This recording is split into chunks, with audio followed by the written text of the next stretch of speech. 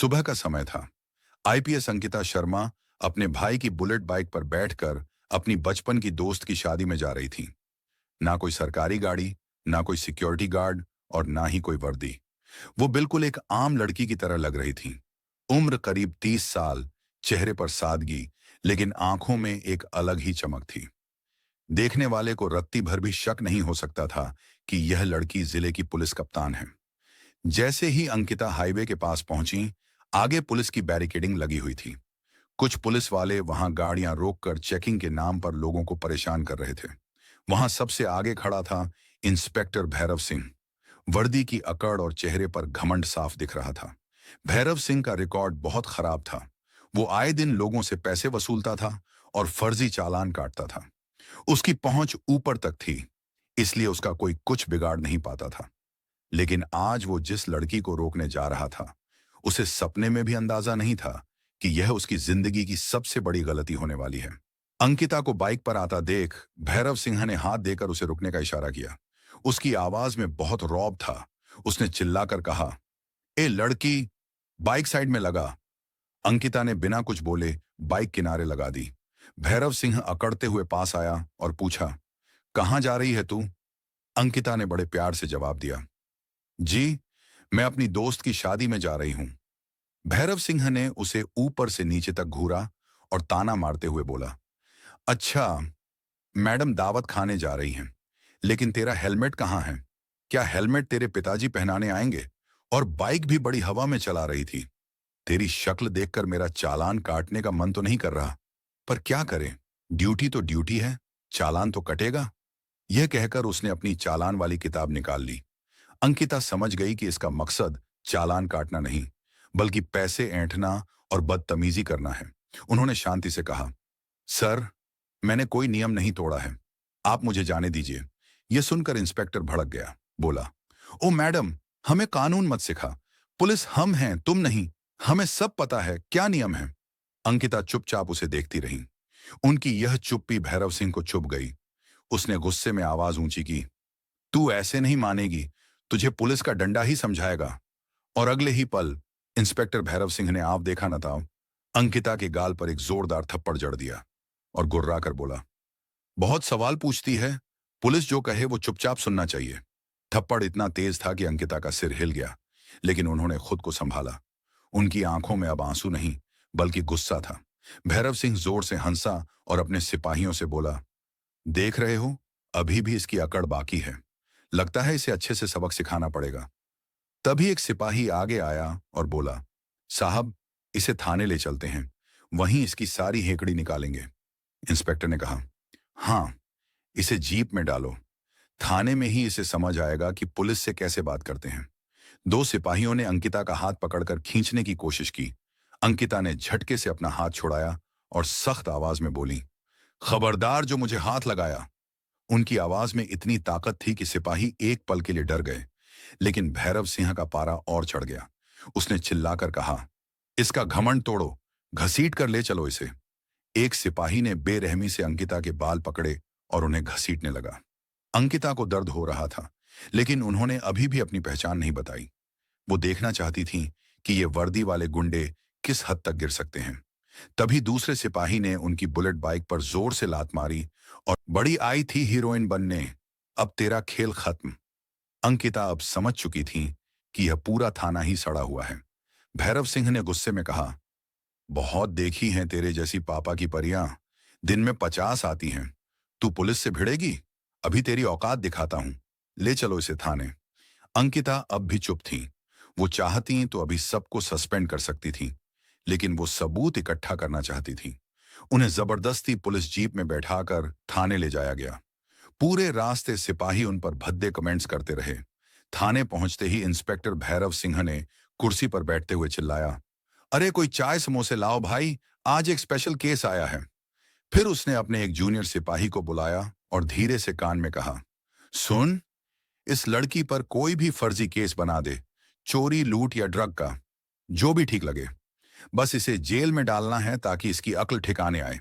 अंकिता एक कोने में खड़ी सब सुन रही थी। इंस्पेक्टर ने फिर उनसे पूछा, ए लड़की, नाम बता अपना और घर का पता बता। अंकिता चुप रही। इंस्पेक्टर ने टेबल पर जोर से हाथ मारा। बहरी है क्या? नाम बता वरना बहुत बुरा होगा। कुछ देर बाद अंकिता ने धीमे से कहा, अंकिता। भैरव सिंह हंसा। बड़ी चालाक है, लेकिन यहां ज्यादा होशियारी मत दिखा। उसने सिपाहियों को इशारा किया और अंकिता को जबरदस्ती लॉकअप में डाल दिया गया। लॉकअप बहुत गंदा और बदबूदार था। अंदर पहले से एक गरीब औरत बैठी रो रही थी। अंकिता ने उससे पूछा, माँ जी आपको क्यों बंद किया है?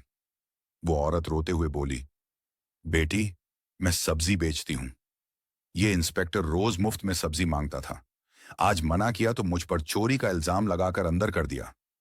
अंकिता का खून खौल उठा। उन्हें लगा कि अगर एक आईपीएस ऑफिसर के साथ ऐसा हो सकता है तो आम जनता का क्या हाल होता होगा। तभी थाने में एक ईमानदार सब इंस्पेक्टर रवि कुमार आया। उसने जब देखा कि बिना किसी ठोस सबूत के महिलाओं को बंद किया गया है तो उसने इंस्पेक्टर भैरव से कहा, सर ये गलत हो रहा है। हम बिना वारंट के इन्हें ऐसे नहीं रख सकते। भैरव सिंह ने हंसते हुए कहा, रवि, तुम अपना काम करो, हमें मत सिखाओ। ये लड़की बहुत जुबान लड़ा रही थी, इसे तो मैं ठीक करके रहूंगा। रवि लाचार था क्योंकि भैरव सिंह उसका सीनियर था। इत्तेफाक से उसी वक्त जिले के डीएम, जिला मजिस्ट्रेट आलोक वर्मा थानों के औचक निरीक्षण सरप्राइज इंस्पेक्शन पर निकले हुए थे। अचानक एक संतरी भागता हुआ अंदर आया और बोला, साहब, साहब, बाहर बड़ी गाड़ी आई है, डीएम साहब आए हैं। ये सुनते ही भैरव सिंह के हाथ से चाय का कप गिर गया। पूरे थाने में हड़कंप मच गया।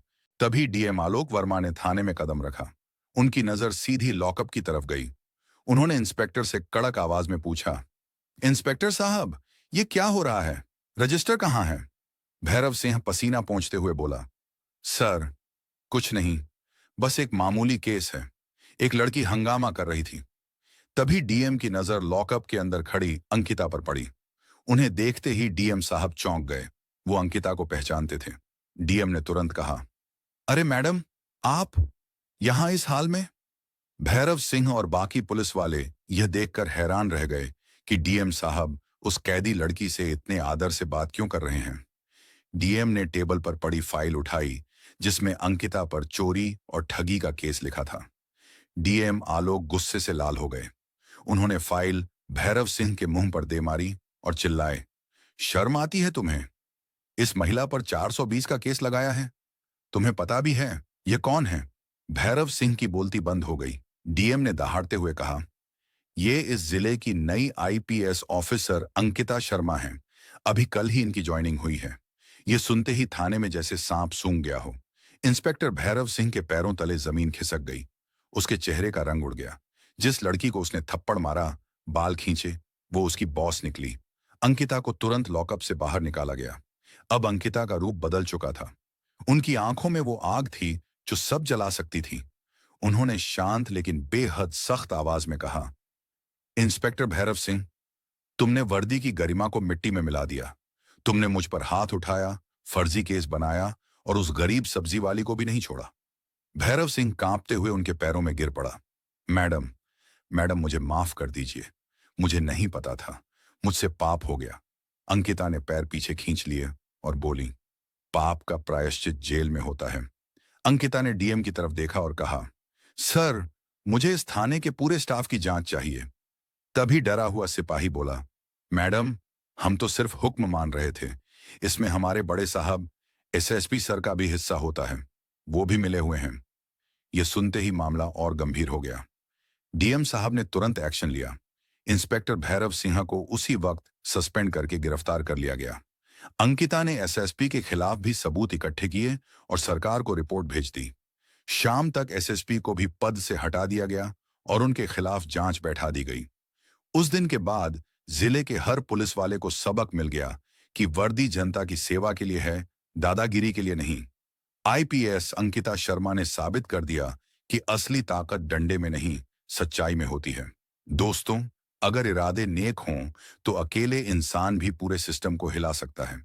अगर आपको इस शेरनी अफसर की कहानी पसंद आई हो तो वीडियो को लाइक करें और कमेंट में जय हिंद जरूर लिखें।